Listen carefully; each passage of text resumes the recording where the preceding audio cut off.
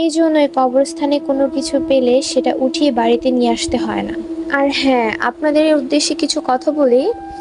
আপনারা অনেকে কমেন্টে বলে থাকেন যে সব ঘটনা কি আপনার সাথেই ঘটে নাকি, যত ঘটনা আপনার সাথেই ঘটে থাকে।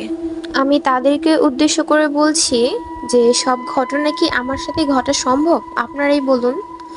এগুলো জাস্ট কিছু ভাইয়া আপুরা আছে যাদের সাথে এগুলো ঘটে থাকে, তারা আমার কাছে সেন্ড করে এবং আমি তাদের মতো করে বলে আপনাদের কাছে শেয়ার করি। এর থেকে আর বেশি কিছু না। আশা করি বুঝতে পেরেছেন। তো যাই হোক, গল্প শুরু করি। বন্ধুর বাবাকে কবর দিতে একটি পুরান কবরস্থানে গিয়েছিলাম। কবরের মাটি দেওয়ার সময় আমার একটা পা একটা গর্তে পড়ে যায়। তারপর আমি পা উঠাতে গিয়ে বুঝতে পারি এটা ছিল একটা পুরাতন কবর। পায়ে একটা হাড় ঢুকে পড়েছে।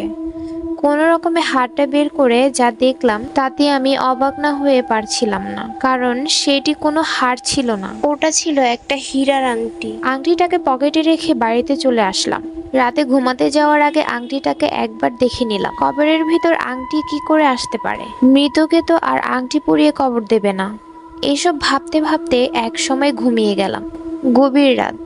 আমি স্পষ্ট শুনতে পাচ্ছি কেউ একজন আমাকে ডাকছে, কিন্তু কি ডাকছে সেটা আমার জানা নেই। ভয়ে চোখ খোলার সাহস পাচ্ছি না। হঠাৎ আস্তে আস্তে চোখ খুললাম, কিন্তু কাউকেই দেখতে পেলাম না। বিছানা থেকে উঠে বসলাম।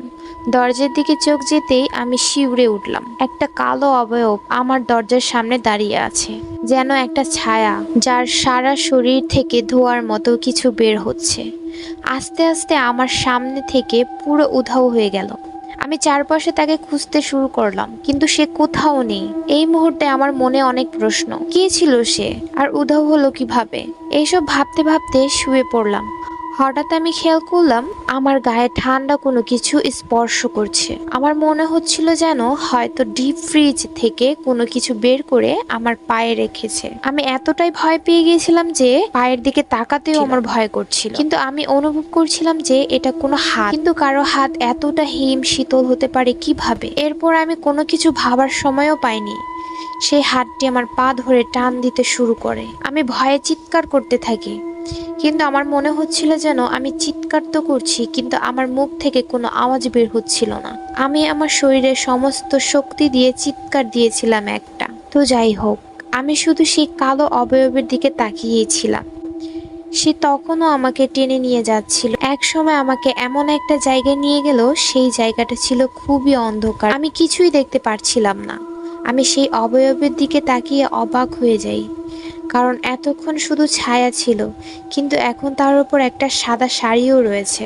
রয়েছে একটা মুখ।